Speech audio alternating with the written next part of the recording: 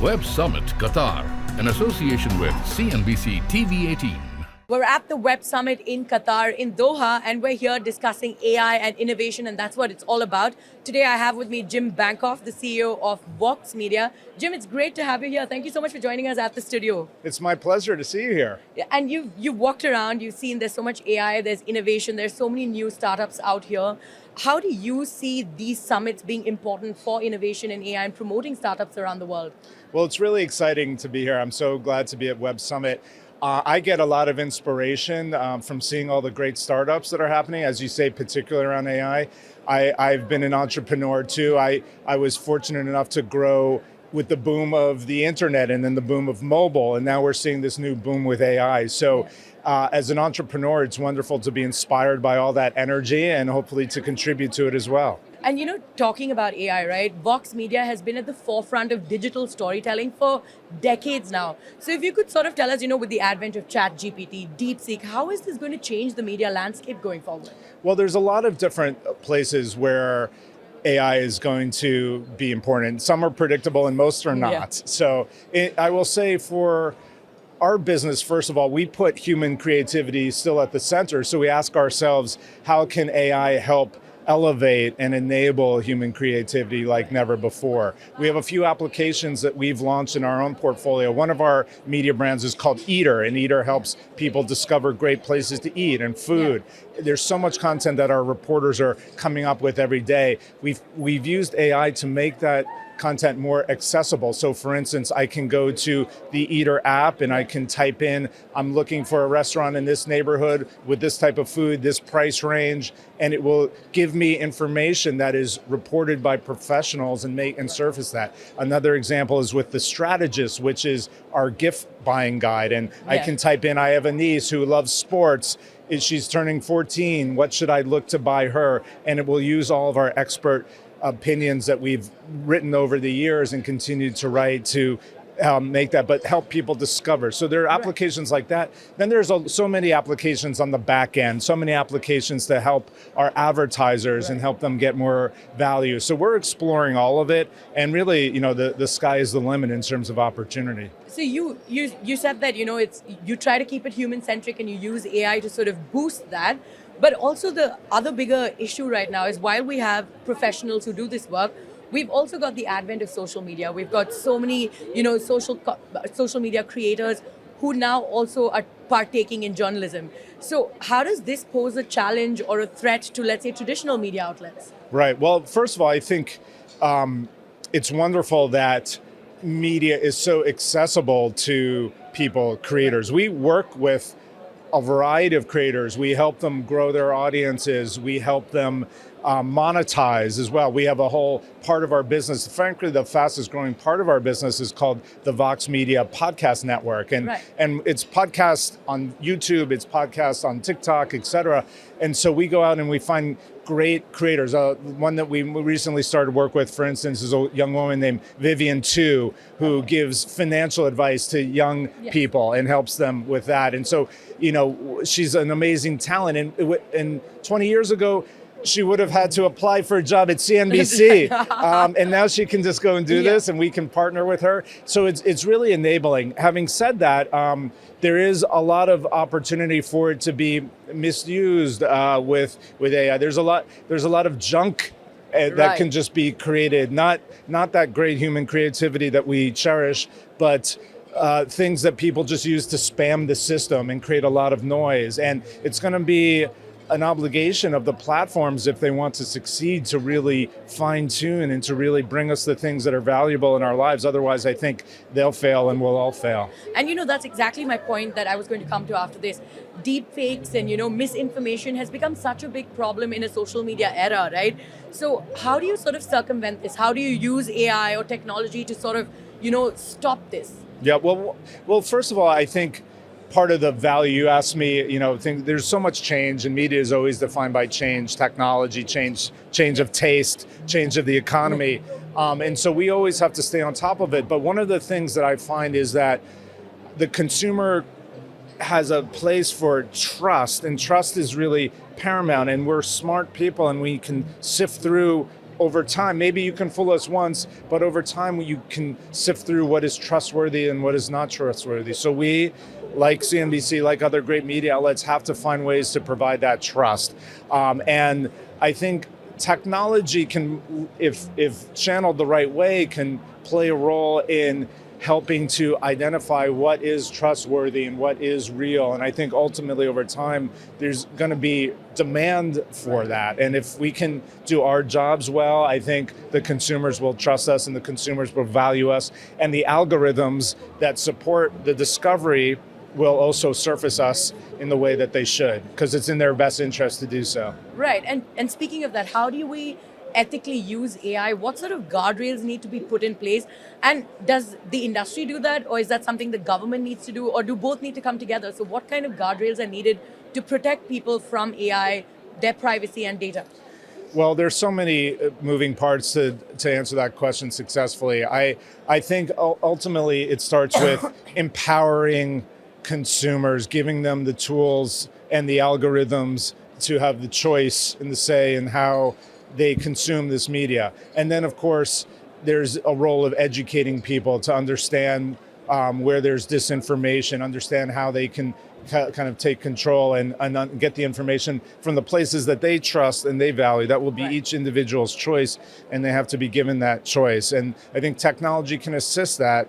I think government can play a role, but I think it's also incumbent on the free enterprise to make sure that they are acting responsibly, because ultimately it's in their best interest to do so. And I think there are plenty of good actors. There's a lot of things that need to be figured out. There's a lot of opportunity for exploitation. There's a lot of bad things, just like in any other industry, that can happen, and we have to be on alert for them. We have to allow innovation to foster, so we can't overdo it, but we have to be smart and we have to continue to iterate through that. Yeah, so you have to use it responsibly and not have too many guardrails in place as well to like sort of dampen innovation at this point. That's right. Learn, test. Some guardrails make sense, of course, but we have to be careful because things evolve, and what might be a good prescription in one area can change very quickly based on how technology changes too. And so, I think often it's the responsibility of the companies that are producing these technologies to make sure that they're on top of it. And again, in the long term, I would hope it's in their best interest to do so as well. Absolutely. And do you see AI replacing people at media companies, or do you think that it'll still be human-centric going forward with AI just helping? I believe I'm team human. I believe in human creativity, human ability to report facts. It's certainly as it relates to reporting, it's often I think a thing. AI is going to be good for many things. I think in terms of uncovering facts, that's often the case of human journalists. And while machines can be creative as well in many ways, of course, and there are already so plentiful examples of machines creating interesting things. I think as humans, we also crave the work of other humans, and we crave that connection. We create the performances. We create the work. We are a social species, and we thrive off of the work that our peers create. And so I'm not naive. I understand that there is a place for artificial intelligence in the creation process. But for what we focus on, and I think for what the great media companies are focused on, yes, AI will play a role, but the creativity, the journalism, the work is a human endeavor. Absolutely. So you see it remaining human for the foreseeable future? I hope so. I believe so. But now coming to Vox Media's business, we've seen a couple of layoffs take place. We've seen leadership changes happen at the company. How are things today, and what's the plan going forward? Well, we're in a very good spot, but we never take that for granted because things do change so quickly. I have with my team, my tagline, my mantra, if you will, is learning how to thrive in change. It's not enough just to accept change. You have to actively seek change if you're going to be successful. So we always seek to do that. And I think our road for success is going to be change. In our case, the areas of growth and opportunity that we've seen lately is around what we call our Vox Media podcast network, which is growing. It's when we talk about podcasts now, it's, we're on a podcast.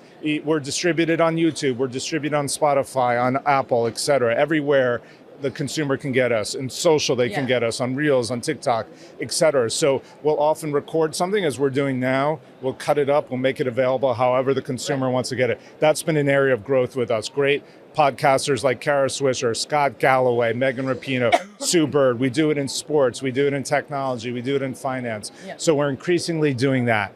The second part of our business is our great publications, New York Magazine, The Cut, Vulture, Strategist, et cetera. Eater, which I mentioned previously, SB Nation in sports, The Verge in technology. I won't name them all because we have a lot of them and we have little time, but where we seek to be a leader in virtually every major consumer category, and we're well on our way to doing that with a digital first offering.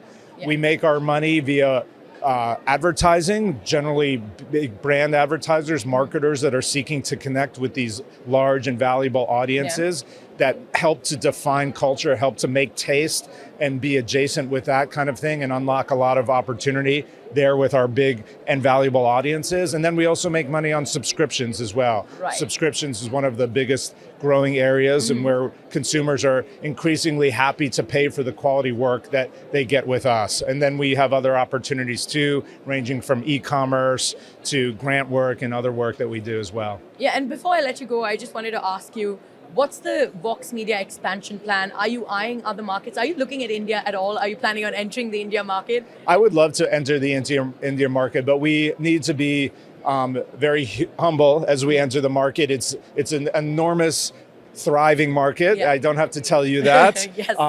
But we are an American culture, and so we have to go about it in the right way, whether that's via a partnership or whether that's via working with people on the ground who are experts, not only experts in the culture and the taste of the journalism, but expert in the advertising markets, expert in the business markets as well. So we are very careful, that we're a very ambitious company. We have global aspirations, but we're very careful and very, we don't want to take an arrogant approach just because something works so well for us in North America and in the countries that we operate. I will say we already have large audiences in India who already go to The Verge or go to Vox or go to SB Nation, who listen to our podcasts. We reach large swaths of the English-speaking world as it is. Having said that, we do aspire to not only be American-centric, but to be global as well. Absolutely. And what about the 5-year growth target for Vox Media? We want to continue to serve large audiences, and we want to meet audiences where they are. We want to have a dynamic business model with revenue diversification.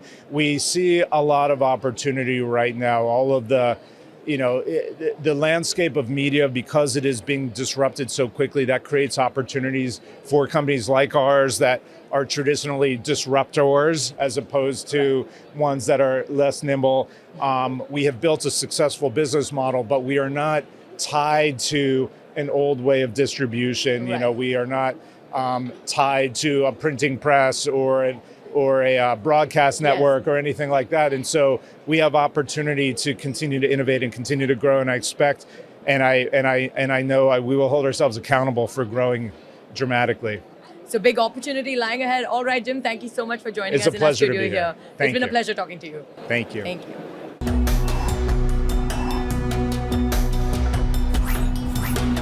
Web Summit Qatar, in association with CNBC TV 18.